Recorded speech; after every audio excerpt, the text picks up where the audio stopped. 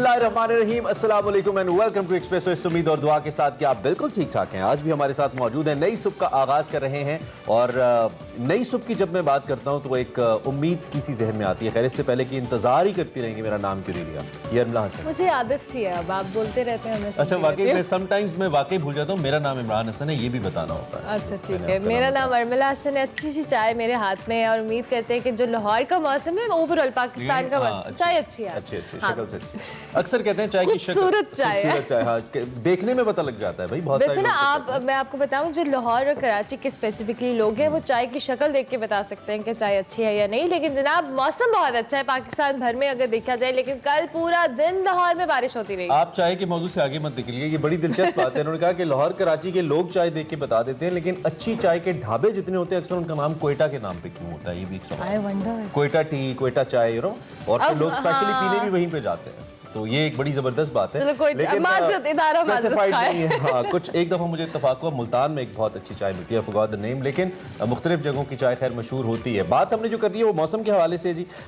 एक तो गवादर को आफत ज़दा करार दिया है जो बलूचिस्तान की हुकूमत है, और इसके साथ साथ वहाँ पर नुकसान बहुत ज़्यादा हुआ है बारिश की वजह से। जो पानी था वो मुख्तलिफ जो डैम्स वगैरह हैं या वो जो नाले वगैरह हैं उनके चौक कर जाने की वजह से घरों में भी दाखिल हुआ है बारिश का पानी, और उसकी वजह से अब जो मुख्तलिफ छोटे डैम्स हैं उनके स्पिलवेज खोल दिए गए। खबरें इस तरह की आ रही हैं। फिल वक्त कोई बहुत बड़े जानी नुकसान की इतला तो नहीं है, लेकिन माली नुकसान बहरहाल हुआ है, और इंतज़ामिया जो मकामी सतह पे है वो हरकत में है। जो नेवी के जवान हैं और पाक फ़ौज के जवान हैं वो भी वहाँ पे रिलीफ की सरगर्मियों में हिस्सा ले रहे हैं विद द एडमिनिस्ट्रेशन।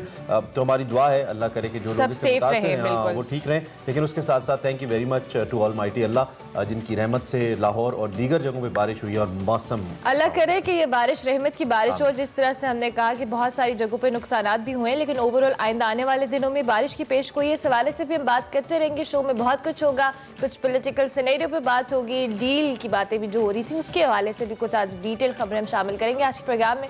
लेकिन अभी आपको बताएंगे आज की हेडलाइंस। पाक फौज की डील से मुतल्लिक अफवाहों की सख्ती से तरदीद, डील की बातें करने वालों से शवाहिद और मुहर्रिकात बताने का मुतालबा। अफगान सरहद पर बाढ़ अमन की जमानत, हर सूरत मुकम्मल होगी और इंशाअल्लाह कायम रहेगी। मेजर जनरल बाबर इफ्तिखार का दो टोक पैगाम। ओपोजिशन की लफ्जी गोलाबारी, हुकूमत पर ताबड़तोड़ हमले, इलेक्शन कमीशन की रिपोर्ट पीटीआई के खिलाफ फर्द जुर्म करार दे दी। 57वीं कायदे-आज़म नेशनल टेबल टेनिस चैंपियनशिप के फातेह फहद ख्वाजा होंगे एक्सप्रेसो के मेहमान। बुलंदियों पर जाने वाले पोर्टर्स को कोपहमा क्यों तस्लीम नहीं किया जाता, वजूहात जानिए सेगमेंट माइंड मैटर्स में।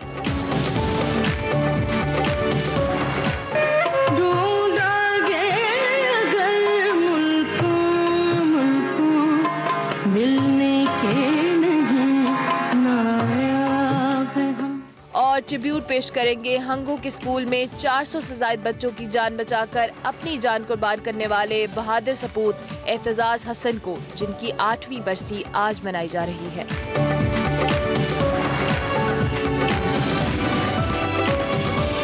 एतजाज पे हम याद करेंगे आज के प्रोग्राम में और बहुत कुछ होगा, लेकिन एग्जैक्टली अभी हम बात करेंगे आज की बड़ी खबर के हवाले से।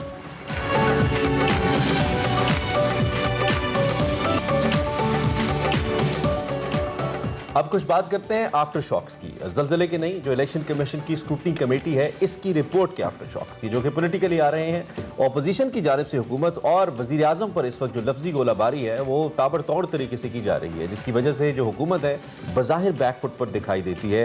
ऑपोजिशन ने जो स्क्रूटनी कमेटी की रिपोर्ट है उसको पीटीआई के खिलाफ फर्द जुर्म करार दिया है, वज़ीर आज़म को आड़े हाथों लिया है। ऑपोजिशन लीडर शहबाज शरीफ कहते हैं कि इलेक्शन कमीशन की रिपोर्ट से सादिक और अमीन का नकाब तार हो गया। अब पता चला कि पीटीआई फॉरेन फंडिंग से क्यों भाग रही थी। लेकिन दूसरी जानिब लीगी रहनुमा शाहिद खाकान अब्बासी ने मुतालबा भी कर दिया कि पीटीआई से रसीदें तलब करते हैं, और उन्होंने कहा कि पीडीएम दूसरी जानिब जो पीडीएम सरबराह थे मौलाना फजलुर रहमान, उन्होंने वज़ीर आज़म और उनकी टीम को निशाने पर लिया और पूरे टब्बर को चोर कह दिया। Chairman peoples party Bilawal Bhutto Zardari ने भी इल्जाम लगाया कि इलेक्शन कमीशन की रिपोर्ट वजीर आजम के खिलाफ घिनौनी फर्दे जुर्म है। वजीर आजम का टैक्स रिकॉर्ड बताता है कि इक्तदार में आने के बाद उनकी आमदन 50 गुना से ज्यादा बढ़ी, जबकि अवाम गरीब से गरीब और इमरान खान अमीर तर हो गए हैं। हुकूमती कैंप्स ने भी भरपूर जवाब दिया। प्राइम मिनिस्टर इमरान खान ने पीटीआई फंडिंग की जांच पड़ताल का खैर मकदम किया और दावा किया कि पता चलेगा कि पीटीआई वो वाहिद जमात है जिसकी बुनियाद सियासी फंड रेजिंग पर है। उन्होंने साथ साथ ये भी उम्मीद जाहिर की कि पीपल्स पार्टी और नून लीग की जो स्क्रूटनी है वो भी पीटीआई जैसी होगी, जिसके बाद कौम हकीकी सियासी फंड रेजिंग, मफादात और भत्ताखोरी का फर्क देख सकेगी। बिल्कुल, पीपल्स पार्टी ने भी प्रेस कॉन्फ्रेंस की। उन्होंने कहा हम वाहिद जमात हैं जिनका ट्रैक रिकॉर्ड साफ है, हमें कहीं बाहर से पैसे अवामी खराबे जो हुआ है अंदर से हुआ है, बाहर से कुछ नहीं हुआ। आई मीन फंडिंग की बात हम करें। इस वक्त हमारे साथ सदाकत अली अब्बास मौजूद हैं, उनसे हम बात करते हैं। इनके शहर का मौसम तो बड़ा सुहाना है, लेकिन इनकी सियासत का मौसम कुछ खास सुहाना नहीं है। सदाकत अली भाई साहब, गुड मॉर्निंग, कैसे हैं आप? ठीक ठाक हैं जी? बहुत शुक्रिया, बहुत शुक्रिया। मेरे शहर का मौसम बहुत ठंडा है, लेकिन मैं इस वक्त आपके शहर में आया हूँ, इसलिए यहाँ से बात कर। अरे चलिए, आज तो हमारे शहर का मौसम भी अच्छा ही है। आज तो हमारा शहर भी माशाल्लाह बारिश हो रही है। तो सदाकत अली भाई साहब, ये बताइए कि ये जो ऑपोजिशन के बयानात हैं, सबसे पहले तो मैं इस पे आपका रद्द-ए-अमल ले लूँ ना, जिस पे शहबाज शरीफ साहब ने भी कहा, सादिक और अमीन का जो नकाब है उन्होंने कहा वो तार तार हो गया।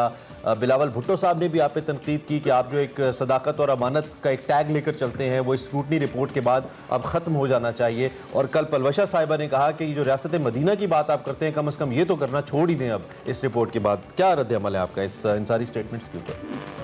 देखिए इमरान साहब, हमारा इल्जाम क्या था ये सोचने की बात है। इल्जाम ये था कि पीटीआई को बाहर से बैरून मुल्क से ममनुआ फंडिंग होती है और कोई यहूदी लॉबी और पता नहीं कौन कौन सी लॉबियां हमें पैसे देती हैं जिससे हमने उनका एजेंडा यहाँ टो करना। ये था बुनियादी इल्जाम।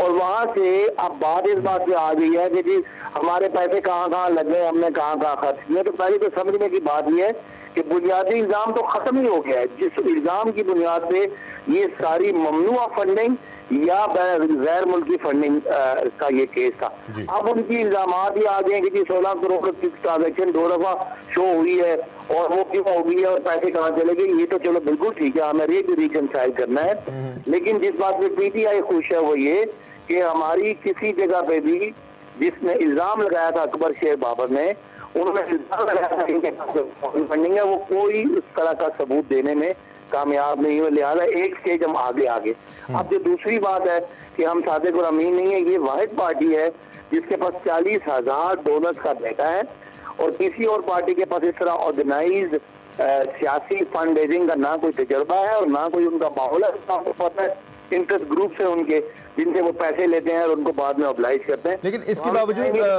सदाकत साहब वो 31 करोड़ हम चाहेंगे जब पीपल्स पार्टी और नॉन की भी स्क्रूटनी कमेटी बिल्कुल नहीं, सबकी होनी चाहिए, सबकी होनी चाहिए। एक नंबर कौन है और 2 नंबर नहीं, ये पॉइंट है कि वो 31 करोड़ का तो मामला है ना, और एक आपके जो रिवायती सियासी हरीफ हैं शाहिद खाकानी साहब, उन्होंने भी कल एक पॉइंट उठाया, वो $21 लाख के हवाले से जो दुबई की क्रिकेटिंग कंपनी ने दिए हैं।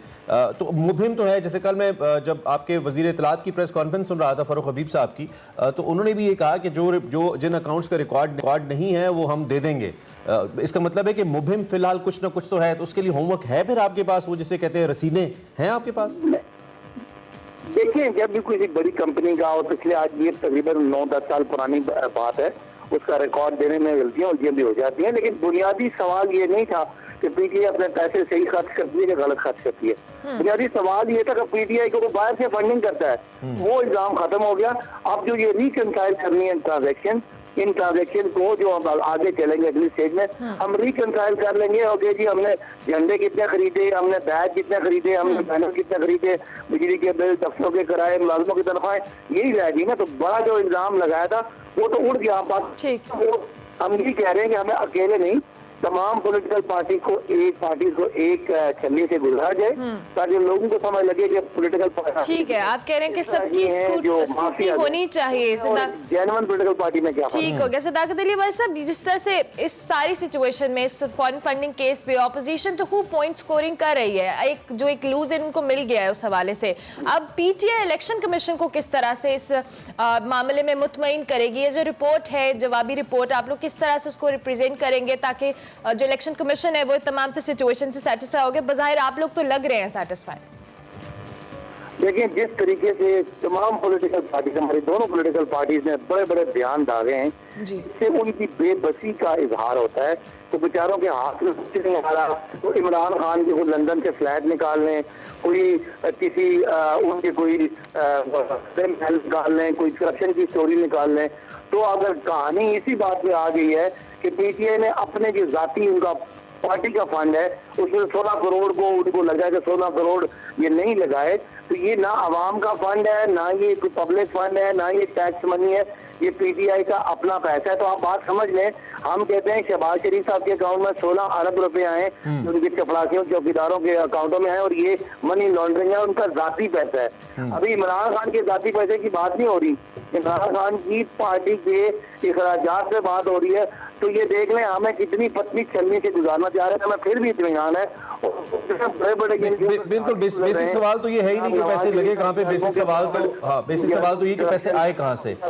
जैसे ओमनी के अकाउंट और जाली अकाउंट और वो मुर्दों के अकाउंट और फालूके वाले अकाउंट, वो सारे उनके जाती हैं। और ये हमारे इदारे की ट्रांजेक्शन का एतराज लगा रहे हैं, हम फिर भी वेलकम करते हैं। डेफिनेटली अगर आपके पास उसकी स्टेटमेंट्स होंगी, अगर वो कानूनी होंगे तो उसमें कौन सवाल उठा सकता है, कोर्ट भी नहीं उठा सकती, कोर्ट में भी फिर ओबियसली आप सुरखरू होंगे। लेकिन अगर आप इसको प्रूव करते हैं, मैं असल में सोच ये रहा था कि ये जो आपकी वक्ती खुशी है जिस पे प्राइम मिनिस्टर ने ट्वीट भी किया है, या जो वेलकमिंग बिहेवियर है, ये कहीं वो नून लीग वाली मिठाई ना साबित हो जो उन्होंने पनामा में सबसे पहले खाई थी और फिर उसके बाद बड़े मसले हो गए थे उनके साथ। मैं ये सोच रहा हूँ। देखें पहली बात, अगर खुदा न खास्ता कोई नून लीग वाली बात जैसा आप कह रहे हैं, तो नून लीग ने बाद में आज तक अदलिया का मजाक भी उड़ाया, हम इदारों का एहतराम भी करते हैं।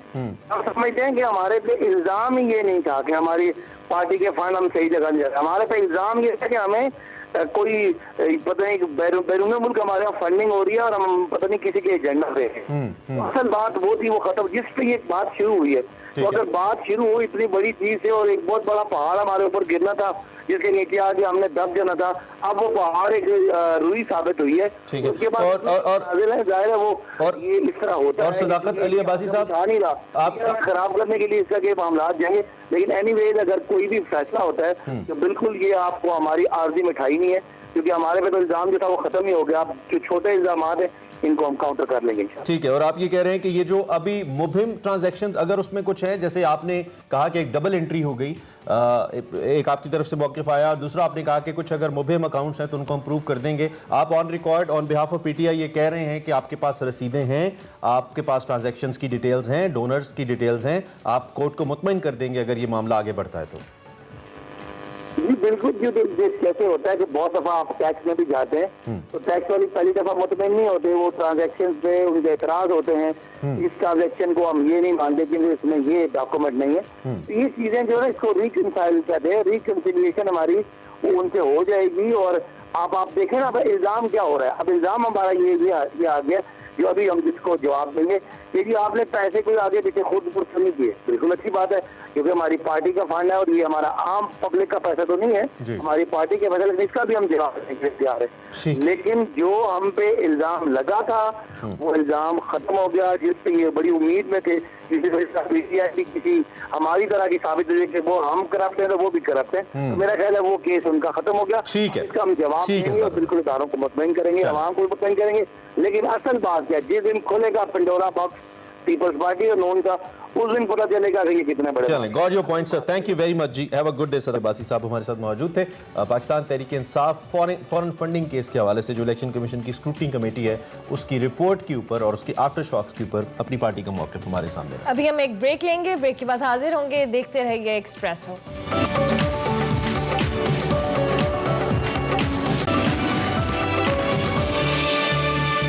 Welcome back to Expresso. और अब बात करते हैं एक और अहम मौजू की, जस्टिस आयशा मलिक साहिबा के हवाले से, जिनकी सुप्रीम कोर्ट में तैनाती इस वक्त इबाहम का शिकार है और अभी तक कुछ वाज़ेह सूरत हाल नहीं हो पाई है कि मामला किस जानिब जाएगा। बिल्कुल, क्योंकि पाकिस्तान की 75 साल की तारीख के हवाले से अगर हम बात करें तो पहली दफ़ा सुप्रीम कोर्ट ऑफ पाकिस्तान में एक खातून जज तैनात होंगी।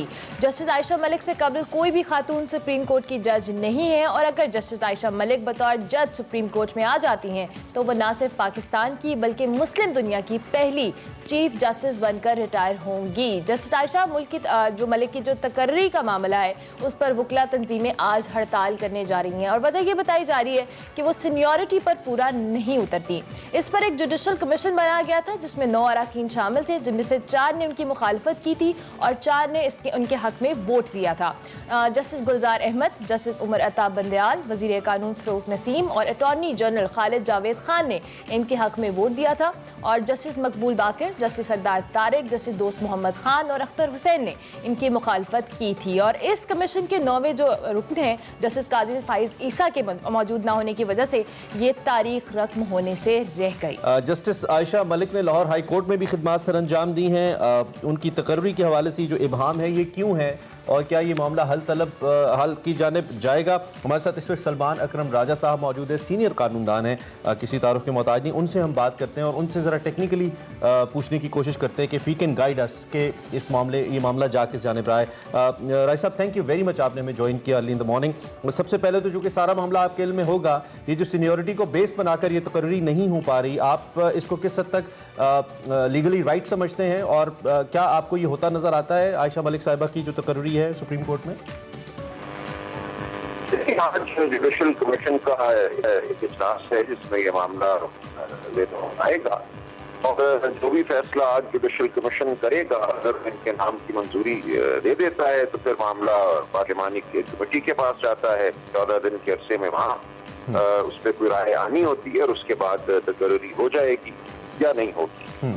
लेकिन जो मौक़िफ़ अपनाया जा रहा है बार एसोसिएशन से, उसको बज़ाहिर एक सीनियरिटी प्रिंसिपल से मुंसलिक किया जा रहा है। ये कहा जा रहा है कि सीनियरिटी जो है, यानी कि अपने उसमें मर्तबे जज के एतबार से मुद्दत मुलाजमत जो है वो सबसे ज्यादा होनी चाहिए। सीनियरिटी का मतलब सिर्फ यही है।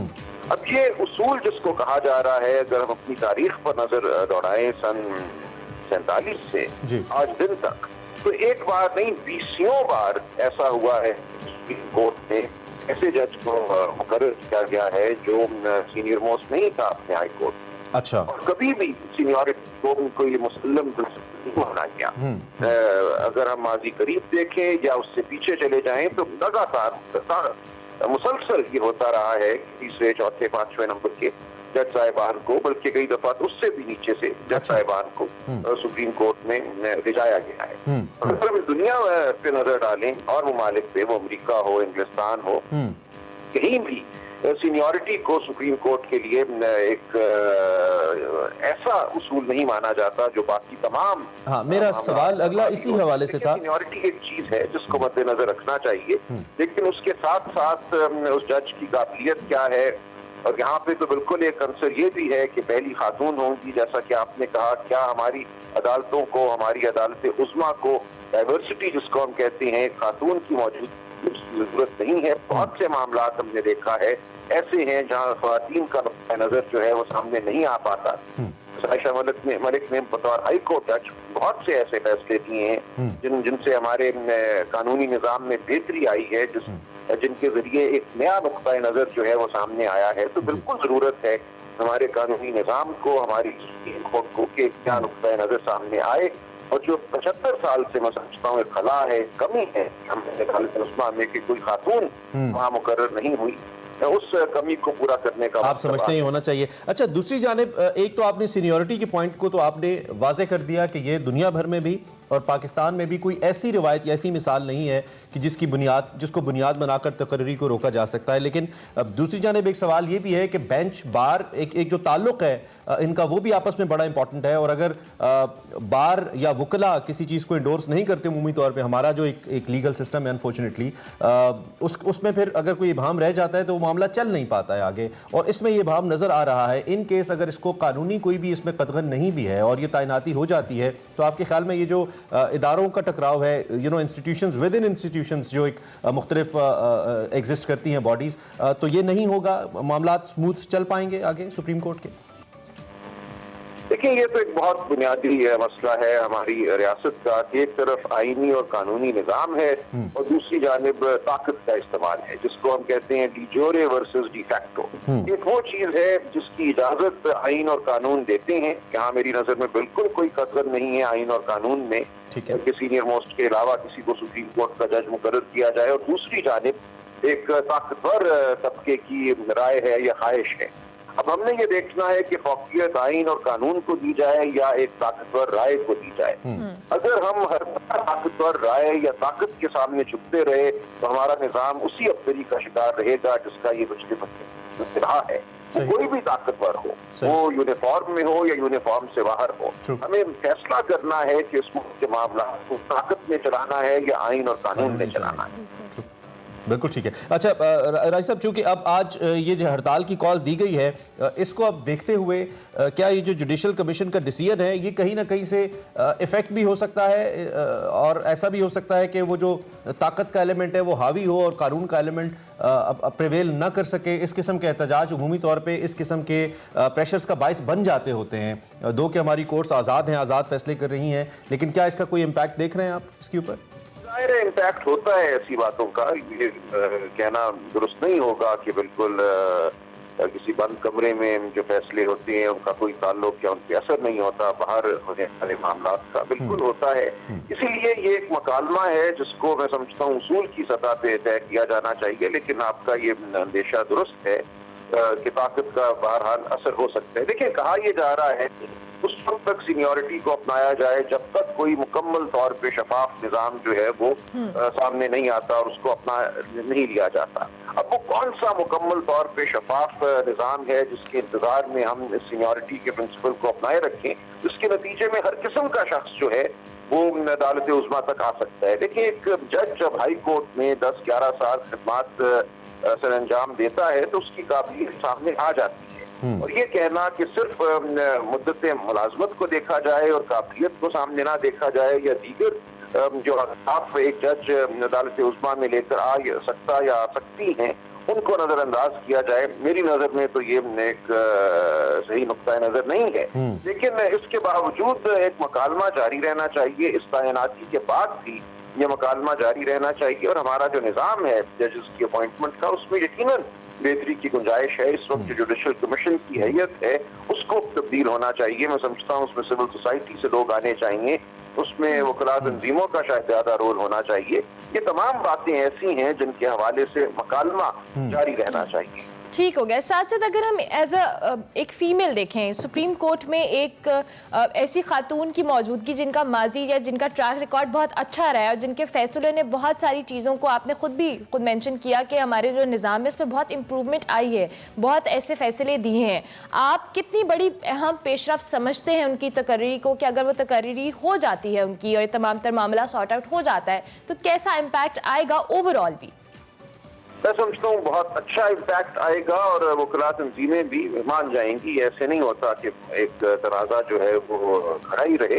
एक इस वक्त वक्ती तौर पे एक शायद मज़ामत है, उसके कई पहलू हैं, लेकिन अगर वो मुकर्रर हो जाती हैं बतौर सुप्रीम कोर्ट जज और फिर सुप्रीम कोर्ट की चीफ जस्टिस भी होती हैं, तो मैं समझता हूँ इस मुल्क की खवातीन के लिए और बिलुमूम इस मुल्क के शहरियों के लिए एक बहुत अच्छा एक मैसेज होगा, एक अच्छी मिसाल होगी। हमारी खातून वकला भी और खवातीन बिलुमूम भी समझता हूँ हौसला पकड़ेंगी कि उनके लिए आगे बढ़ने के मौके इस मुल्क में हैं जहाँ बहुत दफा ये नजर आता है कि खवातीन को रोका जा रहा है। इसलिए मैं समझता हूँ ये अहम अलामती अमल भी बिल्कुल बिल्कुल ठीक है, बिल्कुल ठीक है। सलमान अकरम राजा साहब, बहुत शुक्रिया, आपने हमें वक्त दिया और हालात हम तक पहुँचाए। सीनियर कानूनदान जनाब सलमान अकरम राजा अपने ख्यालात का इजहार इस हवाले से कर रहे थे जो इस वक्त सूरत हाल है।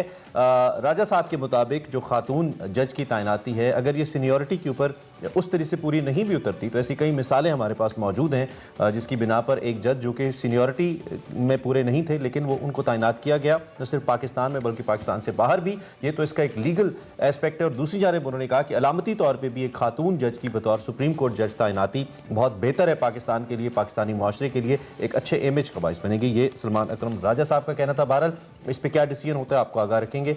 इस वक्त एक ब्रेक लेते हैं, ब्रेक के बाद वापस आते हैं।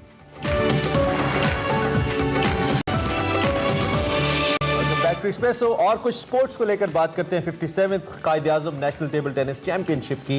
वैसे तो किसी भी खेल में जो फाइनल है वो सनसनीखेज मरहला ही होता है और उसको अबूर करना सबसे मुश्किल भी होता है और सबसे हाई रेटेड अचीवमेंट भी होती है, मगर नेशनल टेनिस चैंपियनशिप के फाइनल के लिए भी इंतहाई दिलचस्प और सनसनीखेजी का एलिमेंट हम अगर कहें तो उसमें मौजूद था, क्योंकि ये दो भाइयों के दरमियान खेला गया। इस फाइनल में 21 साला फाहद ख्वाजा अपने ही 17 साला भाई उमम ख्वाजा को के साथ खेल रहे थे और उन्होंने उनको शिकस्त दी और ये टाइटल अपने नाम किया। It was interesting at the same time encouraging as well कि घर के अंदर दो लोग बहुत जबरदस्त खेल रहे हैं। जबरदस्त। फाहद हमारे साथ मौजूद हैं, फाहद ख्वाजा। सबसे पहले तो फाइनल जीतने पे आपको मुबारकबाद and welcome to espresso.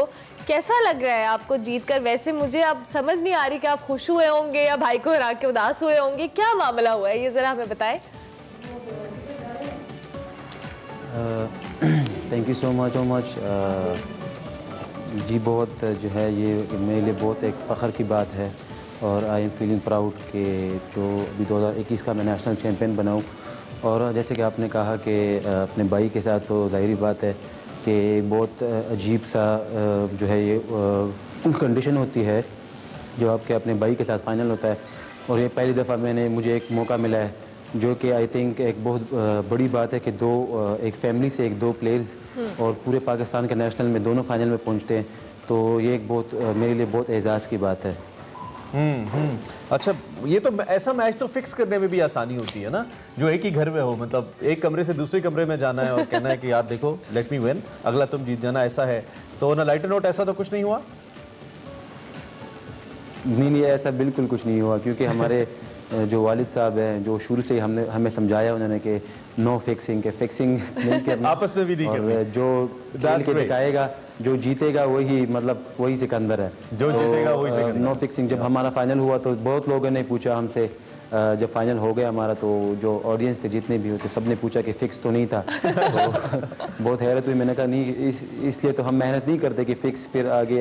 It was on a lighter note Fahad. Obviously आपने चूंकि अपने भाई को, हमने सुना भी है कि आप ट्रेनिंग भी देते रहे हैं, वो आपसे सीखते भी रहे हैं, तो ऑब्वियसली आपको ये टीचर होने का शायद एज था कि आप ये फाइनल जीते हैं। वैसे मेरा ये अगला सवाल था कि क्योंकि दोनों प्रैक्टिस भी तो एक ही जगह पे करते होंगे डेफिनेटली, तो आप में ऐसा क्या था, आप में ऐसा क्या, आपकी गेम में ऐसा क्या प्लस था जिसने आपको चैंपियन बनाया और उमम जीत नहीं सके आपसे? जी बिल्कुल, जैसा आपने कहा कि वो मैं उसमें कराता हूँ, तो जाहिर बात है फिर जो मतलब स्टूडेंट होता है तो टीचर को पता होता है कि इसकी क्या गलती है। तो जाहिर बात है फिर मुझे पता था उसके उसके जो वीक पॉइंट्स हैं वो उसको भी पता था, जो क्योंकि वो भी मेरे साथ ही खेलता है तो उसको भी पता है मेरे वीक पॉइंट्स।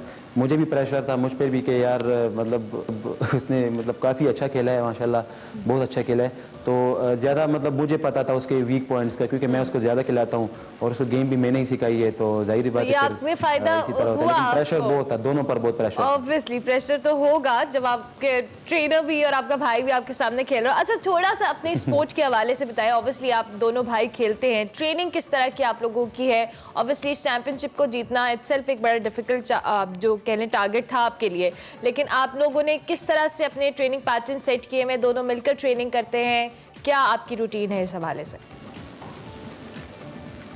जी बिल्कुल, आपको टेबल टेनिस एक ऐसी गेम है जो जिसमें आपको पार्टनर चाहिए होता है, जो परफेक्ट पार्टनर हो आपको। मतलब जब आपका पार्टनर सही ना हो ट्रेनिंग में या परफेक्ट पार्टनर ना हो तो फिर बंदे को बहुत मुश्किलात का सामना करना पड़ता है। तो ये एक मेरे लिए बहुत मैं आपको खुशकिस्मत ही समझ हूँ कि जो मेरा पार्टनर है वो घर में ही मेरे साथ पार्टनर है, तो कोई मसला नहीं होता और हम साथ खेलते हैं रेगुलर। तो मुझे नहीं याद कि मतलब 12-13 साल मुझे गेम में हो गए हैं कि मैंने एक वीक के लिए भी इरेगुलर गेम किया हूँ, क्योंकि इतना इसमें सीरियस होना पड़ता है टेबल टेनिस में कि एक दिन 2-3 दिन भी आप ना खेलें तो जो है आपका जो है वो रूटीन जो है वो खराब हो जाता है। तो फिर आपको दोबारा ये वाली नेशनल चैंपियनशिप तो आपने सिलसिले में बहुत सीरियस होना पड़ता है। ये वाली चैंपियनशिप तो आपने जीती। पाकिस्तान में जो दीगर प्लेयर्स आपके साथ खेल रहे हैं उनमें कौन से बाकी दीगर प्लेयर्स ऐसे हैं जिनको आप समझते हैं कि उनकी गेम बहुत अच्छी है और फिर चूंकि आगे सैफ गेम्स भी आ रहे हैं, मुझे श्योर नहीं है कि सैफ गेम्स के अंदर टेबल टेनिस होता है या नहीं होता, अगर है तो मुझे काइंडली कंफर्म कर दीजिएगा। इन केस अगर हम सैफ गेम्स भी हैं, फिर दीगर गेम्स भी हैं, और बिल्कुल हमारे पड़ोस में चीन है, साथ ही कोरिया है जहाँ पे ये गेम्स खेली जाती हैं और वहाँ के सबसे अच्छे टेबल टेनिस प्लेयर्स भी हैं, तो क्या हमारी गेम उस लेवल की भी है कि हम इनको कम्पीट करें? ये 2-3 हिस्से हैं, ज़रा इसका मेरे सवालों का जवाब दे दें। पहले Pakistani players and then international and South Asian competition.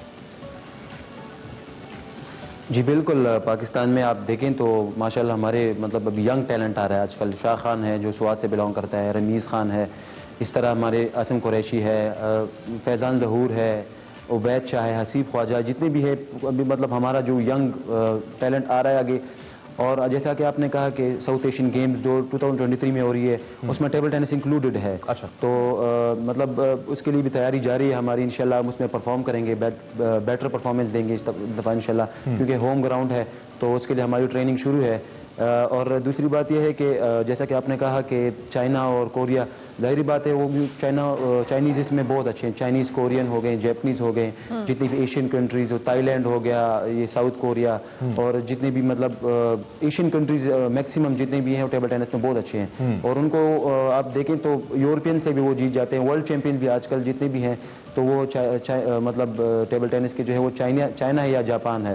तो बेसिकली मसला हमारे ये है, हमारी फैसिलिटीज़ भी इतनी नहीं है जितनी हमें चाहिए, क्योंकि गवर्नमेंट सिर्फ क्रिकेट को ही फोकस कर रही है। पीसीबी आप देखें इतना अच्छा उनको वो प्रमोशन मिलते हैं क्रिकेट के प्लेयर्स को, और जितने भी बाकी स्पोर्ट्स है जैसे टेबल टेनिस हो गया, बैडमिंटन हो गया, जितने भी हमारे गेम्स हैं तो उस पर इतनी तवज्जो नहीं दी जा रही। और हुकूमत को मेरा यही रिक्वेस्ट है, जितने फेडरेशन हैं, पाकिस्तान ओलंपिक एसोसिएशन, वैसे तो इंडोर गेम है फाहद, ये वैसे तो आपकी बात दुरुस्त है कि हुकूमत खैर किसी खेल पे तवज्जो नहीं दे रही है। सर आप वाहिद प्लेयर नहीं है, जो भी प्लेयर हमारे शो में आता है वो यही शिकवा करता है, उसका ताल्लुक पंजाब से हो, केपी से हो, बलोचिस्तान से हो, सिंध से हो, वो बेचारा यही रोता नजर आता है कि जी हुकूमत ताबून नहीं कर रही, हुकूमत की प्रायोरिटीज पे नहीं है, हुकूमत अपनी चीजों से निकलेगी तो इधर आएगी ना। तो आप ये तो मुझे नहीं लगता कि अगर हुकूमत सुन भी रही है तो कुछ करेगी, क्योंकि फहमीदा मिर्जा साहिबा इस चीज़ की वजीर हैं और वो कुछ करती नजर नहीं आती। हम ये 12 कह चुके हैं, अदरवाइज फहमीदा साहिबा हम नहीं, ये प्लेयर्स आपसे खुश होते हैं। अगर आपको हमसे कुछ एतराज है भी तो प्लेयर्स ये बात करते हैं कि आप कुछ नहीं करें, तो ये गिला तो हम पहुंचाते रहते हैं। फाहद, मैं ये कहता कि इंडोर गेम है, इसके लिए इतने रिसोर्सेज तो नहीं चाहिए, इतना कोई महंगा गेम भी नहीं है। आई थिंक टेबल टेनिस का महंगा गेम है, ऐसा? जी टेबल टेनिस बहुत महंगा गेम है, मतलब अच्छा। आप क्योंकि प्रोफेशनली हर कोई कहता है कि ये महंगा नहीं, बहुत महंगा है। अब मेरा जो अपना रैकेट है वो कम से कम 40,000 to 45,000 मेरा अपना रैकेट है। अच्छा। तो ये मतलब वीकली मैं रबर चेंज करता रहता हूँ, रबर मतलब 10 डेज में मैं 2 रबर चेंज करता हूँ। तो ये 10 to 15,000 तो ये रबर सिर्फ मेरे चेंज होते हैं। दूसरा मेरे बॉल्स का खर्चा है, मतलब बहुत, कोई गेम भी सस्ती नहीं होती। और हमारी गेम ये जो अब बिगनर लेवल है वो तो सस्ता है, जाहिर बात है। जो प्रोफेशनल है तो I think it's very expensive. और इसमें अभी कोई स्पॉन्सरशिप्स, कोई कॉर्पोरेट कंपनीज, कोई ब्रांड्स आपके साथ अभी कोई भी इन्वॉल्व नहीं है आपके साथ? अभी तक तो कोई स्पॉन्सर और कोई कंपनी ने ना कोई स्पॉन्सर दिया है। हम अपने खर्चे पे सब कुछ करते हैं। सिर्फ वापडा जो है, पाकिस्तान वापडा हमें थोड़ा सपोर्ट कर रहा है। ये डिपार्टमेंट्स तो काफी लोग कहते हैं कि डिपार्टमेंट्स की तरफ से बहुत सपोर्ट मिल जाती है बहुत सारे प्लेयर्स को, लेकिन ऑब्वियसली कॉर्पोरेट सेक्टर हो, स्टेट लेवल हो, जो आपके स्पोर्ट्स का मिनिस्ट्री है उसको इस हवाले से काम करना चाहिए, क्योंकि आप जैसे बहुत सारे प्लेयर्स हैं जो बहुत बेहतर कर सकते हैं अगर उनको प्रॉपर फैसिलिटेट किया जाए। फहद, अगला टारगेट क्या है, क्या करना है? आप कौन सी चैंपियनशिप, अभी तो आपने जीत ली है, फहद अपने भाई उमम को हरा दिया, अब अगला कौन सा ऐसा प्लेयर है जिस पर आपने नजर रखी है कि इसको हराना है और ये वाला मेरा टारगेट है? जी बिल्कुल, जैसे आपने कहा कि नेक्स्ट टारगेट इंशाल्लाह मेरा जो है 2023 में जो साउथ एशियन गेम्स हो रही हैं, तो जो बेसिक मतलब जो बहुत इम्पोर्टेंट इवेंट है हमारे फेडरेशन के लिए भी, पाकिस्तान स्पोर्ट बोर्ड के लिए भी, तो उसमें जो है हमें इंशाल्लाह परफॉर्म करना पड़ेगा। तो जो कि होम ग्राउंड में भी हमारे लिए एक खुशकिस्मती है कि होम ग्राउंड में हो रहा है, तो इंशाल्लाह उसमें बेटर परफॉर्म करेंगे। और पाकिस्तान में आप देखें तो पाकिस्तान में हम सारे एक लेवल के प्लेयर्स हैं, जितने भी है। शाह खान हो गया, ये मेरा भाई है उमम ख्वाजा है, मोहम्मद रमीज़ खान है। हमारी बेस्ट विशेस हैं हमारे आपके साथ। हमारे पास 30 सेकंड मजीद हैं, आप इस प्लेटफॉर्म को इस्तेमाल करते हुए कुछ भी कहना चाहें, आप, up to you. Fahad sir, actually sir हमें ट्रेनिंग कैंप्स की बहुत ज़रूरत है। मतलब जो आप यूरोपियंस को देखें, एशियंस को देखें, जितने भी हमारे हमसे वो जीत जाते हैं, वो इसलिए जीत जाते हैं क्योंकि उनको वो बेसिक फैसिलिटीज, उनको ट्रेनिंग कैंप, कोचिंग, आप कोचिंग दे के सबसे बेसिक फैसिलिटी जो है वो कोचिंग की है। हमारी कोई कोचिंग नहीं होती यहाँ, इंटरनेशनल कोचिंग हमें नहीं मिलती, ना इंटरनेशनल कैंप्स में ये हमारी फेडरेशन प्लेयर्स को भेजते हैं, ना कोई इंटरनेशनल कंपटीशन। जब हम खुद अपने उस पर जो गेम्स होती हैं पाकिस्तान स्पोर्ट बोर्ड की, सिर्फ उसमें पार्टिसिपेशन होती है। उसके अलावा जितने भी लीग्स होती हैं, जितने भी हमें जरूरत है लीग्स की, यानी कि आपको इंटरनेशनली ट्रेनर्स, कोचिंग और इन तमाम चीजों की जरूरत है। Thank you very much Fahad, और आपके बिहाफ पर हम भी रिक्वेंगे उन तमाम लोगों से जो भी देख रहे हैं कि फहद ख्वाजा जैसे बहुत सारे लोग हैं जो बेहतर फैसिलिटीज ना होने का शिकवा भी करते हैं, और ये हमारे लिए लम्हा फिक्रिया है कि वो अपने ओन पर जाकर कितने बड़े बड़े प्लेटफॉर्म्स पे पाकिस्तान को रिप्रेजेंट करते हैं, और हम इतना अनफॉर्चुनेटली उनको सपोर्ट भी नहीं कर पाते। इसी नोट पर हम ब्रेक लेंगे जी, ब्रेक के बाद हाजिर होंगे। आप देखते रहिए एक्सप्रेसो।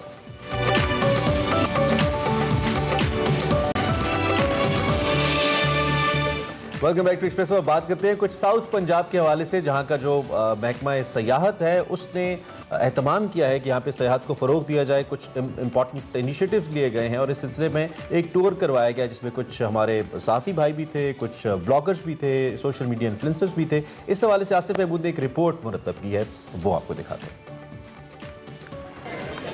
महकमा सियाहत पंजाब ने मुल्तान, बहावलपुर और अहमदपुर शर्किया के तारीखी और मजहबी मकामात की सियाहत का सिलसिला शुरू कर दिया। पहले टूर पर लाहौर से सहाफ़ियों और टूर ऑपरेटर्स को विजिट करवाया गया।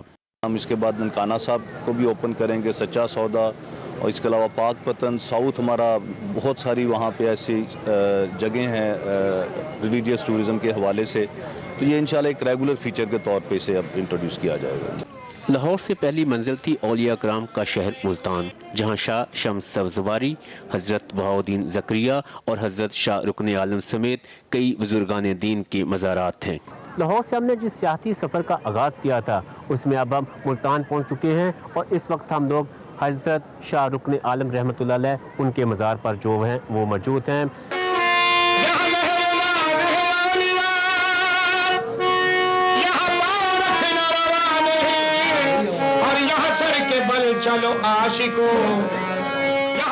मुल्तान में ब्लू पोट्री बनाने वाली फैक्ट्री के दौरे के बाद अगली मंजिल थी नवाबों का शहर Bahawalpur.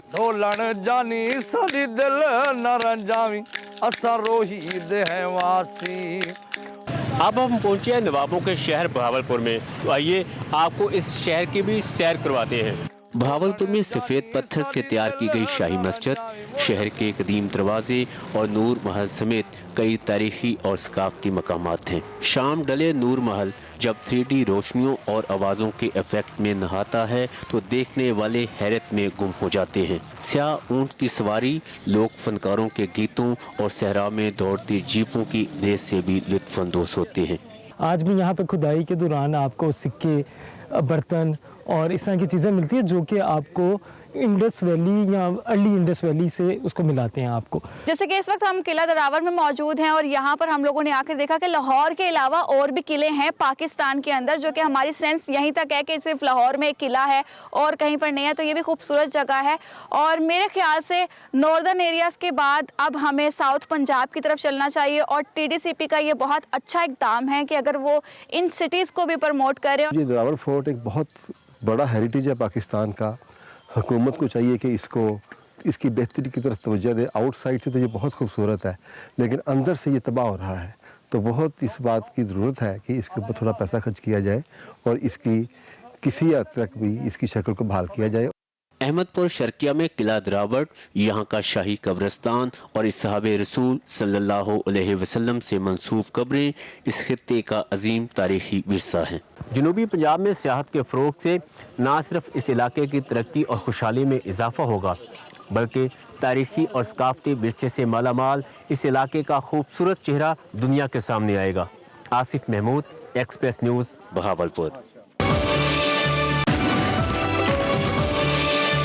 Welcome back to Expresso. और अब एक और इंतहाई अहम मामले पे हमने बात करनी है। कल एक बड़ी अहम प्रेस कॉन्फ्रेंस हुई DG ISPR major general Babar Iftikhar की, जिसमें कुछ बड़े अहम नुकात पे रोशनी डाली गई। काफ़ी अरसे के बाद मीडिया को दाखिली और खारजी सिक्योरिटी सूरत हाल पर बराह रास्त जो इंटर सर्विसेज पब्लिक रिलेशंस है उसने आगाह किया। इस ब्रीफिंग में जो अस्करी तर्जुमान है मेजर जनरल बाबर, उन्होंने अस्करी क़यादत के खिलाफ जो भारतीय प्रोपेगेंडा है, पाकिस्तान अफगानिस्तान बॉर्डर के हवाले से जो कॉन्स्पिरेसीज हैं, कलअदम TTP से जो मुख्तलिफ मामला चल रहे हैं, नेगोशिएशंस पहले उनकी बात हुई, एंड देन ऑपरेशंस, और कराची में अमन अमान की सूरत हाल, इसके साथ साथ मुल्की इदारों के खिलाफ बैरूनी अनासिर की मुहिम जोई, सिविल मिलिट्री ताल्लुकात और सियासत में जो डील की अफवाहें हैं जो कल और आज भी हमारे अखबारात की जीनत भी है, सब पे बात की। इस ब्रीफिंग के दौरान उन्होंने साफियों के मुख्तलिफ सवालात के जवाब दिए। पाक अफगान सरहद पर बाढ़ लगाने का मामला और इस पर जो हालिया तनाज़ा है, इस पर बाबर इफ्तिखार साहब का कहना था कि बाढ़ लगाने का मकसद लोगों को तकसीम करना नहीं है, उन्हें महफूज बनाना है। बाढ़ लगाने में पाकिस्तानी शौदा का खून शामिल है, ये अमन की बाढ़ है,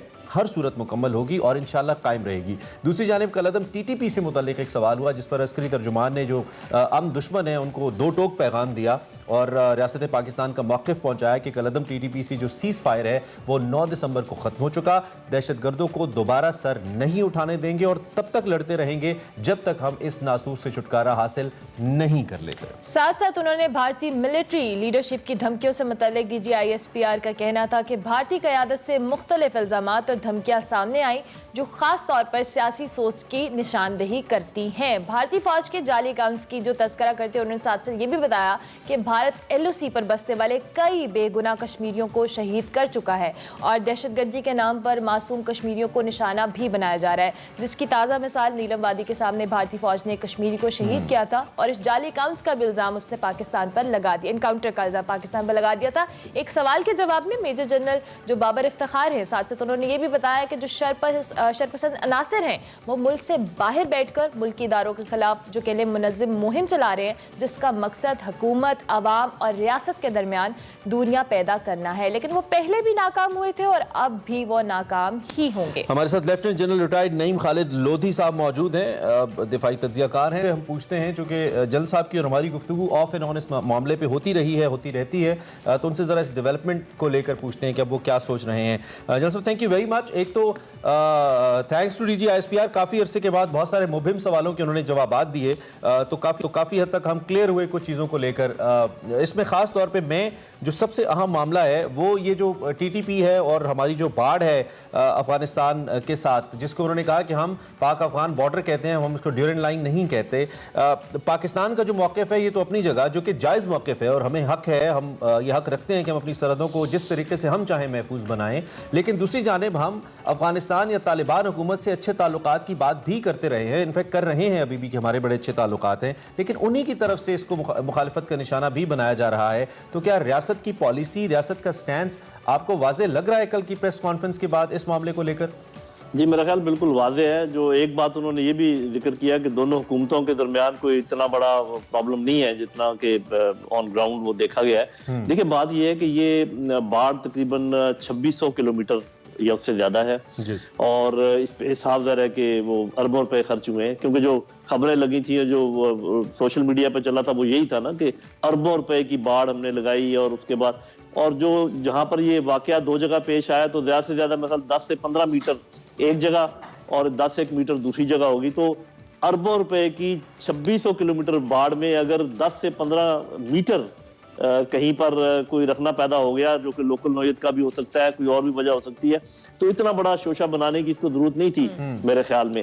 और इसकी कतई कलामी की बात है, सिंबॉलिक इंपॉर्टेंस बड़ी ज्यादा है ना, सिंबॉलिक बिल्कुल ठीक है, लेकिन आपने ये भी देखना होता है मेरे भाई कि उधर से हिंदुस्तान के साथ आपके जैसे ताल्लुकात, आपको पता है ईरान में जो खलफशार चल रहा है, इधर से थोड़ा सा हमें सांस लेने का मौका मिला है तो कुछ हमारे भाइयों का ये ख्याल था फिर चढ़ दौड़ो उनके ऊपर, और ऐसे नहीं होता। मुल्क भाइयों में भी हो जाती बातचीत, और वो उन्होंने बड़ा क्लियर कह दिया है ये बाढ़ परमानेंट है, ये बाढ़ रहने के लिए है, ये तकसीम करने के लिए नहीं, ये हिफाजत के लिए है। और इसका बैकग्राउंड तो आपको पता ही है कि अमरीकियों को ये खदशा था कि इधर से लोग जाते हैं, हमें यकीन था कि उधर से आते हैं तो बाढ़ लगाई गई। उस वक्त अशरफ गनी को थोड़ा सा इतराज था, लेकिन बहरहाल वो लग गई और बड़ी दुश्वारगुजार उसमें लगी है।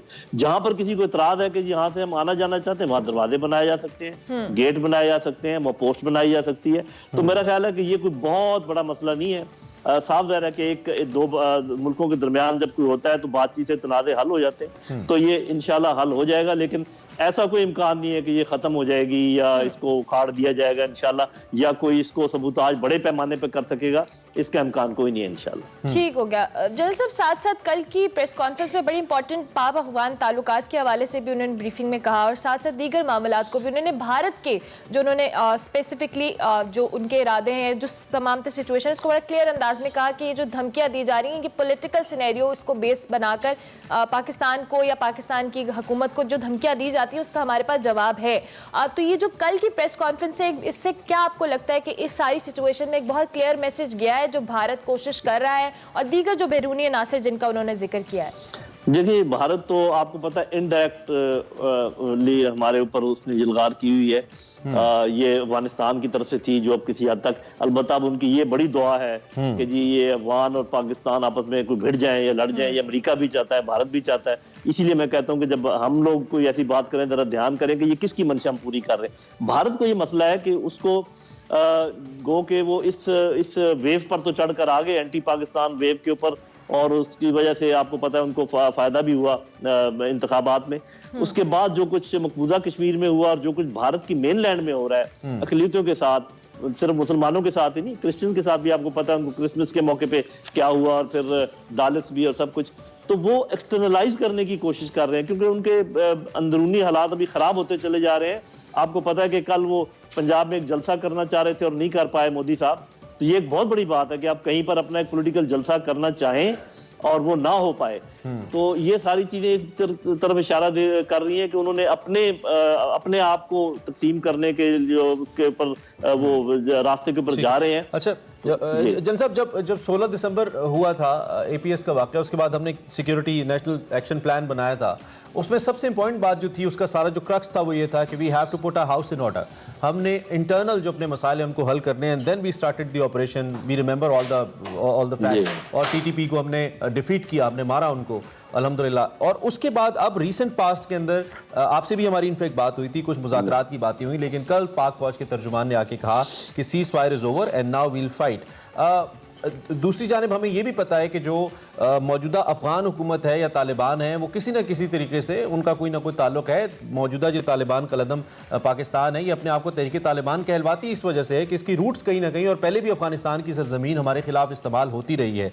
अब क्या पाकिस्तान एक ऐसा मैकेनिज्म डिफाइन या डिज़ाइन कर पाएगा जिसमें कम से कम ये फ़र्क वाजे रहे कि एक तरफ हम तालिबान के एक हिस्से को जो कि कलदम है और टीटीपी है उसको हम उससे फाइट कर रहे हैं, और दूसरी जानिब हम ये क्लेम कर रहे हैं कि हमारे अफगान हुकूमत से ताल्लुकात अच्छे हैं। इसको हम इस जो फ्रेम कर रहे हैं सूरत हाल, इसको हम वाजे तौर पर सामने रख सकें और इसके तहत आगे चल सकें।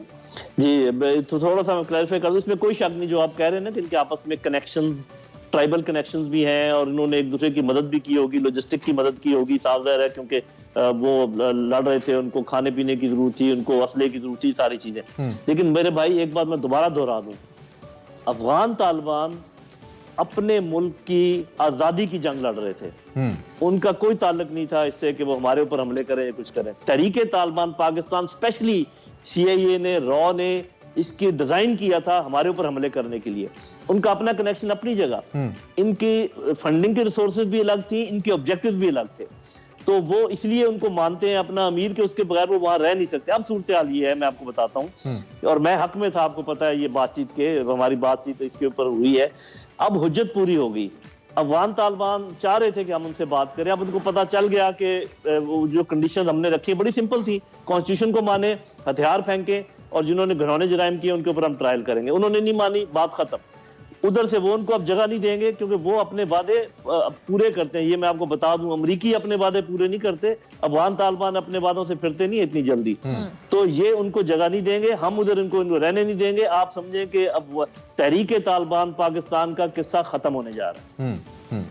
ठीक है, आप ये कह रहे हैं कि तहरीक तालिबान पाकिस्तान का किस्सा ख़त्म होने जा रहा है जब, और हम ये डिज़ाइन करें सारी चीज़ें तो उसके बाद ओके चलें, गेटिंग दिस पॉइंट क्लियरली आगे हम बढ़ते हुए कुछ पॉलिटिकल एंगल को डिस्कस कर लेते हैं। जो कल एक सवाल हुआ DGISPR से, और इसमें कोई दो राय नहीं है कि मिलिट्री इस्टेब्लिशमेंट या इस्टेब्लिशमेंट को मुर्द इल्ज़ाम ठहराया जाता है सियासी जमातों की जानिब से, चाहे वो खुलकर नाम लें या ना लें। आप उनका इशारा मिलिट्री इस्टेब्लिशमेंट की जानिब होता है पाकिस्तान में पॉलिटिकल जोड़ तोड़ को लेकर।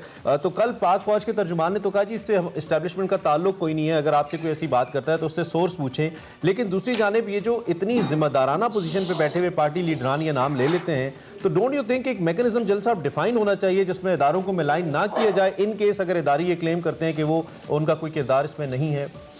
हाँ जी, मेरा ख्याल है कि होना चाहिए था। असल में हुआ ये है कि काफी सारा पानी बह गया। एक तो ये है कि हिस्ट्री अगर हम पीछे देखें तो अदारों ने कुछ ना कुछ ऐसे काम किए हैं जो कि नहीं करने चाहिए थे, उनको ना मैं डिफेंड कर सकता हूँ ना डिफेंड करने की जरूरत है। लेकिन इस वक्त जो सिचुएशन है वो ये है कि अगर DGISPR ने ये बात कही है तो बिल्कुल मेरा ख्याल है इस पर हमें यकीन करना चाहिए, एतबार करना चाहिए। जो लोग इसके बरक्स कुछ कहते हैं उनको अपना साबित करना चाहिए। उन्होंने भी यही बात कही है, उन्हीं से आप पूछें, वो सबूत लेकर आए, वो मजीद तफसीलात आप उन्हीं से पूछ लें। तो मेरा अपना ख्याल ये है कि या तो हमें इंतजार करना पड़ेगा, तारीख बताएगी कि कौन सच्चा था और कौन झूठा था। मुझसे अगर पूछे तो मुझे तो ऐसे ही लगता है कि जो कल DGISPR ने कहा वो दो टोक था, वो सच था। और अगर कोई इसको सच नहीं समझता तो उसको साबित करे। अच्छा, इसमें एक पॉइंट ये भी है ना कि जहाँ पे पाक फौज के तर्जुमान इस बात को वाजे किया उन्होंने कि इदारे के हवाले से कोई ऐसी बात ना की जाए, वहीं पे जब कोई ऐसी स्टेटमेंट भी आती है जल साहब, जैसे कि मौलाना फजलुर रहमान ने कहा कि मौजूदा जो इंतखाबात हुए हैं उसमें किसी की सरपरस्ती नहीं थी, इदारे गैर जानिबदार है, तो देखिए नताइज मुख्तलिफ आए। तो ये बयान इदारों के तो हक में, लेकिन मेरे ख्याल में ऐसे बयानात की भी तरदीद की जानी चाहिए कि हक में या मुखालिफ हमारा किरदार अगर नहीं है तो उसका जिक्र ना किया जाए। जब हक में बयान आता है उसकी तरदीद या तौसीक नहीं की जाती और मुखालफत वाले बयान की तरदीद की जाती है तो एक तासुर बहरहाल पैदा होता है कि कहीं ना कहीं देयर इज समथिंग जो कि इंडोर्स करती है हमारी पॉलिटिकल लीडरशिप। इनका प्रॉब्लम ये है कि अगर वो ना बोले तो फिर कहा जाता है कि ये बोलते क्यों नहीं, अगर वो बोले तो फिर कहता है देखें आप बोलते हैं।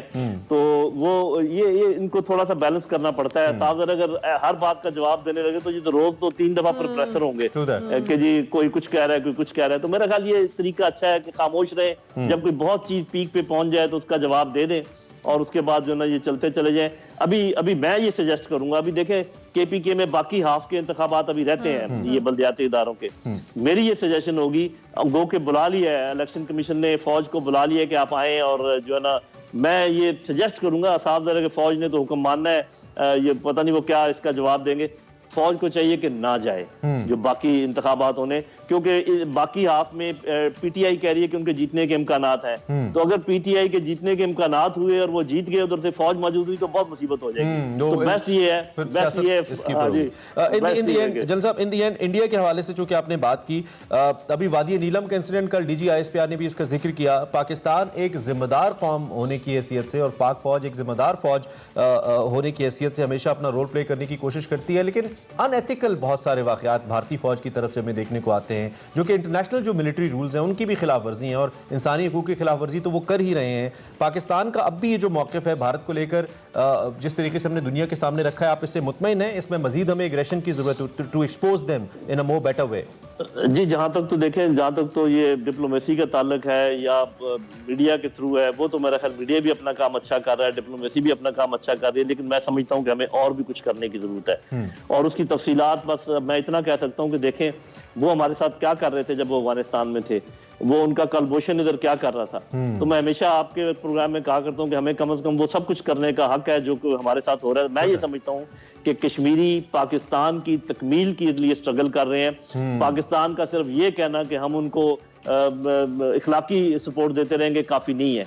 उनको मारा जा रहा है, उनको शहीद किया जा रहा है, उनकी असमतें लूटी जा रही है और हम सिर्फ ये कहते रहे कि जी हम इसको उजागर करेंगे और दुनिया को बताएंगे। अरे थप्पड़ आपके मुंह पे पड़ रहे हैं और पड़ोसियों को आप क्या बताएंगे? करना है तो कुछ खुद करो, उनका हाथ रोको, वो बहुत जुल्म सितम कर, चाहे वो ताकत से ही रोकना पड़े। ठीक है, बिल्कुल साहब, थैंक यू वेरी मच जी, बहुत शुक्रिया। And I endorse what you said at this last point कि भारत को रोकना पड़ेगा क्योंकि ऐसे तो नहीं होगा और वी होप कि इसमें मुस्बत कुछ ना कुछ डेवलपमेंट्स हो, लेकिन पिछले कुछ अरसे में ओबियसली भारत को अपनी मजमूम इरादों के अंदर कुछ हद तक कामयाबी मिली है। सूरत हाल को कश्मीरी मुसलसल पिस रहे हैं, इंसानी हकूक़ की खिलाफ वर्जी हो रही है वहाँ पे मुसलसल।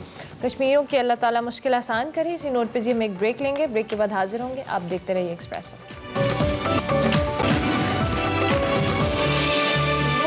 Back to Expresso. अब बारी हमारे सेगमेंट माइंड मैटर्स की, जिसमें आज बहुत ही इंपॉर्टेंट और बहुत ही कह लें इंटरेस्टिंग टॉपिक डिस्कस होने जा रहा है। वो है कि पोर्टर्स को पैमा तस्लीम क्यों नहीं किया जाता, क्या इसकी लॉजिकल रीजन है। इसी पर वकार अहमद मलिक आज हमें बता रहे हैं। तो देखते हैं आज का माइंड मैटर्स।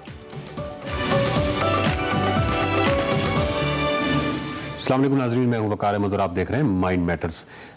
कुछ लोग जो हैं वो बड़े मुनफरिद होते हैं अपनी साइकोलॉजी के हवाले से, नफ्सियात के हवाले से। नायला कियानी जो है वो एक ऐसी माउंटेनियर हैं जिन्होंने लगे हाथों, यानी बजाय इसके कि वो एक माउंटेनियरिंग की तरबियत के मराहल से गुजरती प्रॉपर और उसके बाद वो 6000 सर करती, फिर 7 करती, फिर 8000 करती, लेकिन कुछ माउंटेनियर्स जो होते हैं वो पहला जो हाथ रखते हैं वो 8000 पे रखते हैं। नायला कियानी वो वाली माउंटेनियर्स हैं और उन्हीं में मैं शुमार करूंगा अब्दुल जोशी को, कि जोशी ने जो पहला पहाड़, बड़ा पहाड़ जो सर किया, पहला पहाड़ ही 8000 को किया। अब्दुल जोशी इस वक्त हमारे साथ हैं।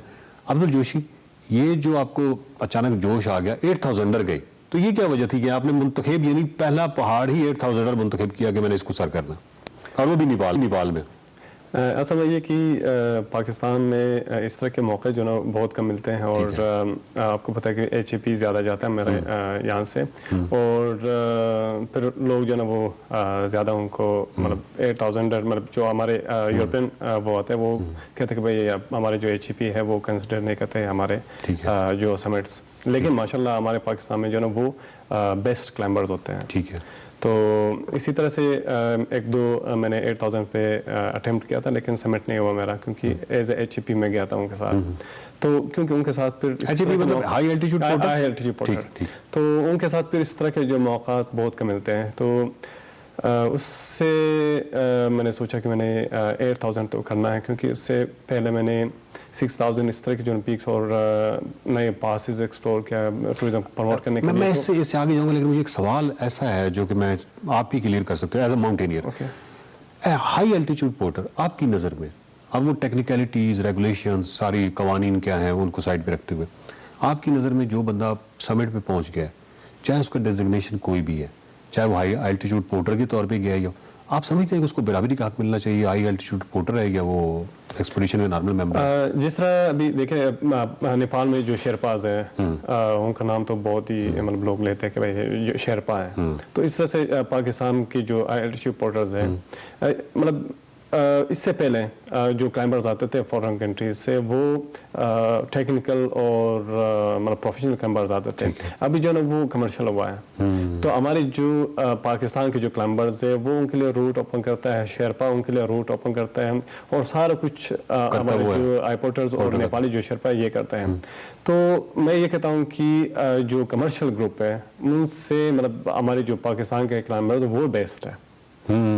कमाल इनके है कि ये लोग जो है ना उनको करवाते हैं। नहीं, आप समझ, अगर हमारे HAP नहीं होते हैं तो या शेरपा नहीं होते तो मैं एक माउंटेनियर हूँ, मेरे पास मैंने बहुत सारी फंडिंग इकट्ठी कर ली है, मेरे पास बहुत सारे पैसे हैं, मैं ऊपर समिट पे पहुंच गया हूँ, मेरे साथ एक हाई एल्टीट्यूड पोर्टर पहुंचा है, मैं उसको इसलिए कंसिडर नहीं कर रहा क्योंकि उसके पास तो पैसे ही नहीं है। तो मतलब ये तो एक अजीब बात है। और आप जो कह रहे हैं कि पुराने ज़माने में बहुत अच्छे और टेक्निकल और उस तरह के माउंटेनियर आते थे, तारीख हमें बताती है कि वो भी कंसिडर नहीं करते थे हाई एल्टीट्यूड पोर्टर को, अगर वो ऊपर जाते भी थे तो वो कंसिडर या वो वापस आके बताते नहीं थे, या जो भी मुआहदे का एक उनको चांस भी नहीं देते थे। चांस भी नहीं देते। देखिए जिस तरह अभी K2 सबसे पहले समिट हुआ, उसमें मेहदी थे, हमजा से असलामाबाद का एक बंदा, उसको वापस कर दें, लेकिन उस जो उन लोगों ने समिट किया था K2 को, उसमें मेहदी के ज्यादा हाथ थे। जी एग्जैक्टली वो बात। तो हाँ, इसी तरह से जो ना फिर मैंने सोचा कि मैंने 8000 करना है, तो सरबाज जा रहे थे नेपाल, तो मैंने उनके साथ जो ना फिर हमने आपस में बातें की कि मैं भी आ जाता हूँ वहाँ पे, क्योंकि मैं दूसरे माउंटेन पे जा रहा था। तो उसने कहा कि नहीं, मैंने अन्नपूर्णा के लिए मैंने एक्सपीडिशन बनाया हुआ है और आप भी जो ना इसके लिए देख लें और साथ जाएंगे वहाँ पे। तो माशाल्लाह वो बहुत ज़बरदस्त, हमने अपना एक्सपीडिशन बनाया। और बल्कि यहाँ पे एक चीज़ मैं ज़रूर बताना चाहता हूँ, हमने पाकिस्तान के जो हमारे लोग कुछ कंपनीज या हमारे जो दोस्त है वो स्पॉन्सर देते हैं, मैं उनका शुक्रगुजार हूँ कि वो हमें मौका देते हैं। अगर वो नहीं देते, अभी पर्सनल पे भी जो ना उन लोगों ने हमें सपोर्ट किया। इस तरह से अगर लोग हमें सपोर्ट नहीं करेंगे, ये माउंटेनियरिंग जो है बहुत महंगा गेम है, ये मुश्किल होता है। तो फिर अन्नपूर्णा के हवाले से मैं एक चीज़ आपको ज़रूर बता दूँ, क्योंकि मैंने गेटो पे भी कैंप 3 तक क्लाइम किया, हॉल ब्रॉड पीक, G2 और इस तरह की जो है 6000 पीक्स भी मैंने क्लाइम किया था, 7000 पीक पे भी अटेम्प्ट किया था। लेकिन अन्नपूर्णा जो है बहुत ही ज़्यादा डेंजरस माउंटेन है, क्योंकि फर्स्ट रोटेशन पे ही हम अवलांच का जद में आया था, तो माशाल्लाह हम उसमें बच गए और इंशाल्लाह जब उसकी आएगी तो वो एक तो ये हुआ कि आप बच गए, दूसरा ये कि आपका कैमरा जो था वो ओपन था, ये कैमरा रिकॉर्ड कर रहा था और वो बड़ी खौफनाक फुटेज है। ये क्रेडिट जो है वो मैं सरबाज को देता हूँ, सरबाज के पास था। मैंने अपने मोबाइल से फिर बंद किया था और उसका गोप्रो ऑन था और वो कोशिश कर रहा था कि मैं पूरे जो ना सीन जो ना वो कैप्चर कर लूँ, लेकिन उसने वाकई में कर लिया। उस वक्त जब कैमरा रिकॉर्ड सरबाज कर रहे थे जी, तो ऊपर कुछ लोग नजर आ रहे हैं, वो आप थे? नहीं, उसके ऊपर जो है वो शेरपा हैं। आप उस वक्त इनके साथ हैं, बिल्कुल साथ हैं, बिल्कुल साथ। और आपके ऊपर आई है वो सारी जो एवलांच थी और आप बिल्कुल अंधेरा हो गया और उसके बाद आप यानी सांस लेने में दिक्कत हुई?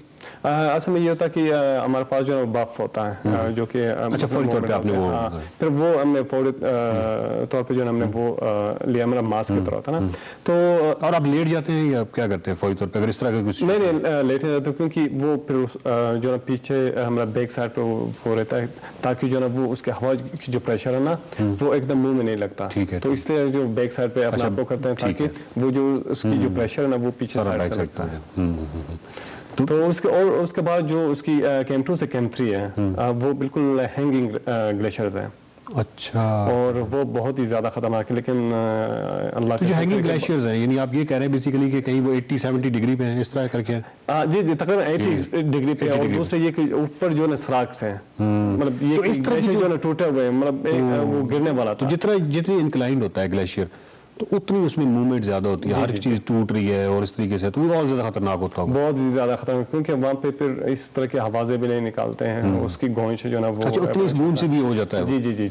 तो एक और चीज हमारे वहाँ पे ये हुआ कि हम हर रोटेशन पे जाके पहला कैंप करते थे और मैं और सरबाज वहाँ पे एक्लेमेटाइज के लिए बैठते थे, मतलब ये कि पूरे ग्रुप से हम अलग सी जो है वहाँ पे बैठते थे शुरू से।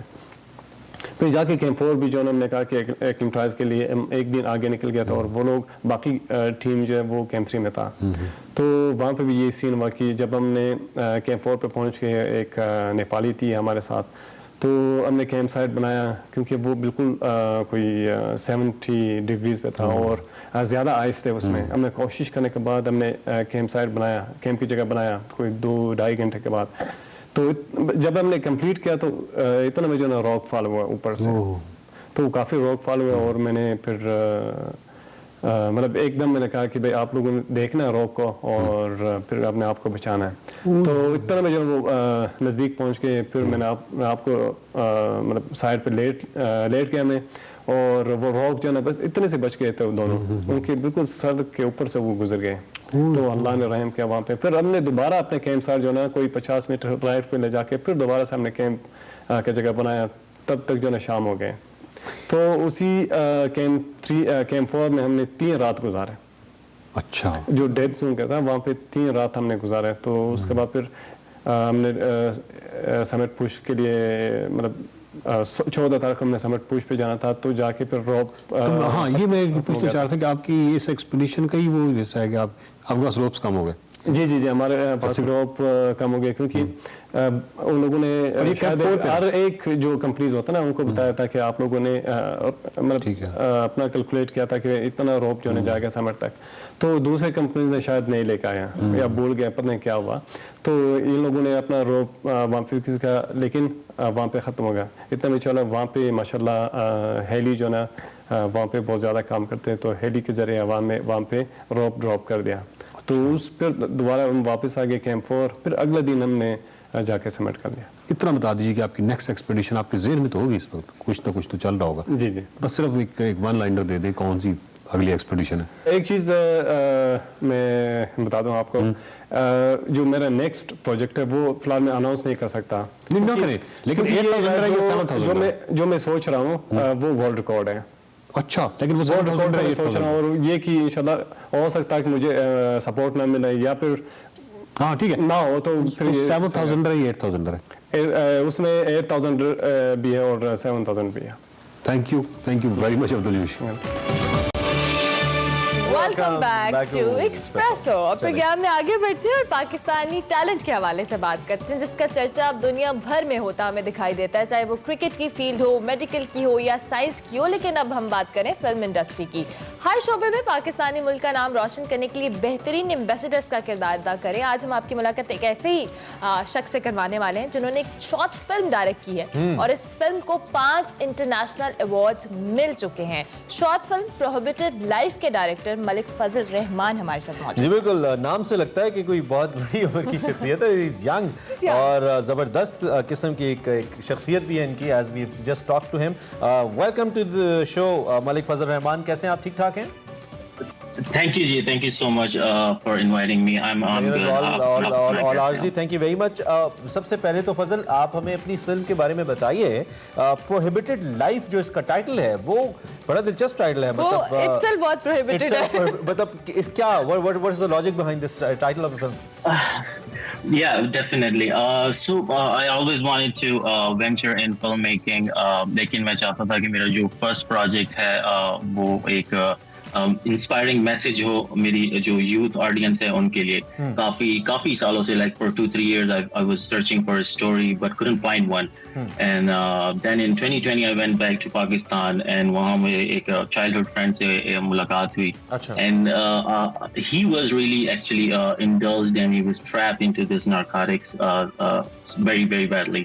So and he needed help and then अल्लाह के फजल से कुछ दोस्तों की मदद से हमने उसकी हेल्प की and we did it through spirituality ताकि रूहानियत की तरफ उनका हम रुझान लेकर आ सके। उसके थ्रू हमने उनको उससे निकाला। So जब वो निकला तो उससे वहाँ inspiration I. That was the moment I realized that ये स्टोरी है जो जर्नी हमारी गुजरी, जो स्ट्रगल गुजरा उसको हमारे दोस्त को उस मुसीबत से निकालने में, इसी के ऊपर स्टोरी मैंने बनानी है। और वो सारी स्टोरी मेरे सामने थी ताकि ये सिर्फ एक नौजवान का इशू नहीं है, हमारी काफी एक बहुत एक फिनोमेना एक इशू है हमारे पूरी नेशन में। तो इसकी सारी इंस्पिरेशन वहाँ से आई थी। और then since I'm an art director and it's been like 15 years I've been working in advertising agencies. So वो सारे जो western exposure skills में इसमें लेकर आना चाह रहा था to portray something in a very lighter mode और एक मॉडर्न फिल्म मेकिंग स्टाइल में ताकि हम ज्यादा एक्सट्रीम ना चले कर सके। अच्छा ये भी बताइएगा इन अवार्ड्स के हवाले से जोन से अवार्ड्स आपको मिले हैं, उन अवार्ड्स का बेसिकली ये आप शॉर्ट फिल्म जिसमें आपने नॉमिनेट हुई होगी, क्या क्राइटेरिया था आपको अवार्ड्स दिए गए? So basically it's pretty standard criteria. आप उनके कुछ rules and disciplines होते हैं। First obviously the production level and then they see the script. They see the content. उनके अगर criteria पे पूरा उतरता है then you submit it to various film festivals and then there's like jury जो Hollywood के अगर न्यूयॉर्क में जहाँ पे किया वहाँ हॉलीवुड के डायरेक्टर्स और producers they are the jury। फिर वो जज करते हैं काफी it's like in each category it's like hundreds of movies. So and then they see your movie. ये जो short film phenomenon है ये आज तक मुझे being a film viewer समझ नहीं आया। What do you call a short film? Like a film of short in terms of story definition, a film in short in terms of its overall duration जो छोटी होती है। How do you define this? और अगर इसको हम एक क्या कहना चाहिए कि टाइम के पॉइंट ऑफ व्यू से देखें तो क्या इंटरनेशनली कोई क्राइटेरिया डिफाइंड है कि इस टाइम स्पैन के अंदर होनी चाहिए शॉर्ट फिल्म? Yes, so सबसे पहले हम short film अगर if you're defining a short film we look at the time frame. So the time frame is it has to be कम से कम 40 minutes से less होनी चाहिए and more than 10 minutes. Okay. So first it comes under the time and then the story how you portray. एक message हमने बड़े ही challenging तरीके से short time में हमने बताना होता है। So these are two main criteria of a short film. Internationally, these are required less than 40 minutes. अगर मैं आपसे ये कहूँ being director, वैसे मुझे इसका जवाब कुछ हद तक अंदाजा है कि आप क्या देंगे, लेकिन for the viewers' sake, I just want to ask, what is the most important thing in a good short film? I would just say in a very simple way जो सबसे important चीज़ है first आती है वो आपकी story and content है। Yes. That how and what is the message and then comes the technical part जो कि second most important thing है जो कि modern हमें up to date visualizations दिखानी है, हमने up to date करना है like any other field। ठीक हो गया। अच्छा फजल, मैं आपसे ज़रूर जानना चाहूँगी, ऑब्वियसली शॉर्ट फिल्म्स या फिल्म इंडस्ट्री की ओवरऑल अगर हम बात करें, जो ये डॉक्यूमेंट्री शॉर्ट फिल्म्स डायरेक्टर्स या प्रोड्यूसर्स बनाते हैं, आप बहुत सारे प्लेटफॉर्म्स ऐसे हैं जहाँ पे इन अवार्ड्स के साथ साथ वो अपनी फिल्म को रिप्रेजेंट भी कर सकते हैं, वहाँ पर आप कर सकते हैं। जैसे हम बहुत सारे नेटफ्लिक्स की बात करते हैं, अमेजॉन की बात करते हैं, कंटेंट वाइज हम देखते हैं कि इंडिया में बहुत सारी ऐसी शॉर्ट फिल्म्स बनती हैं जो इन प्लेटफॉर्म्स के ऊपर दिखाई जाती हैं लोगों को। अनफॉर्चुनेटली हमारा पाकिस्तानी कंटेंट इस तरह का नहीं है जो हम नेटफ्लिक्स या इन मुख्तलिफ फॉरम्स पे देख सकते हैं। क्या रीज़न लगती है? क्या क्वालिटी प्रोडक्ट नहीं है, या हमारी प्रोडक्शन या टेक्निकलिटीज़ या स्टोरी लाइन के हम उसको बेहतर अंदाज में नहीं वहाँ पर जो के लिए डिस्प्ले कर पाते? इसमें सबसे पहले वही बात है कि कंटेंट हमारा जो है we are lacking that, like content उनके एक सेट स्टैंडर्ड्स हैं हमारे कंटेंट राइटर्स जो हैं। And then the second most important I would say actually it's first कि आपके प्रोडक्शन लेवल जो उनके एक सर्टेन क्राइटेरियाज हैं जो कि प्रोडक्शन लेवल है, तो वो आपसे वो टेक्निकल इक्विपमेंट्स मांगते हैं जो कि अनफॉर्चुनेटली अभी पाकिस्तान में नहीं है। द थर्ड इज लाइक आपको पिच करना पड़ता है नेटफ्लिक्स को और अमेजॉन को जाके मूवी, सो उनके रीजनल ऑफिस में आपको जाना पड़ता है। Unfortunately right now and I hope के फ्यूचर में हो पाकिस्तान में उनका ऑफिस होना लाजमी है। Wherever you are living, YouTube का भी नहीं है, गूगल का भी नहीं है, एप्पल का भी नहीं है, किसी का भी नहीं है। तो इस हवाले से वैसे जब फवाद चौधरी हमारे इंफॉर्मेशन मिनिस्टर हैं, उन्होंने शुरू में कोई बात की थी, एफर्ट भी की थी थोड़ी, लेकिन हुआ नहीं है। फवाद साहब, अगर आप भूल गए हैं तो काइंडली याद करें, वो बड़ा अच्छा आपका इनिशिएटिव था, परसू करें इसको, ये बहुत ज़रूरी है। फिल्म मेकिंग को भी वैसे मिनिस्ट्री ऑफ इंफॉर्मेशन इंकरेज कर रही है इस वक्त, जो कुछ मैंने स्टेटमेंट्स उनकी देखी हैं। Getting back to the film makers, Fazal, since you also had a journey obviously जिसके through you have reach this point कि आपकी फिल्म को इंटरनेशनल एक्नॉलेजमेंट भी मिली है, जो यंग फिल्म मेकर्स हैं उनको आप क्या अपने पाथ को देखते हुए क्या सजेशन दे सकते हैं, किन ग्राउंड्स के ऊपर वो चलें, किस टाइप की स्टोरीज को पिक करें कि उनको भी इंटरनेशनल एक्नॉलेजमेंट्स भी मिले और somehow we can make our way to such platforms like Netflix and Amazon? Yes, हमें सबसे पहले तो एक चीज के पैशन के साथ जो भी हम काम करते हैं हमें पैशन के साथ करना है, जिसको शौक से करना है। अगर हम सोच रहे हैं कि हमने सिर्फ पैसे कमाने हैं तो फिर तो दुनिया का हम कोई काम अच्छे से नहीं कर पाएंगे।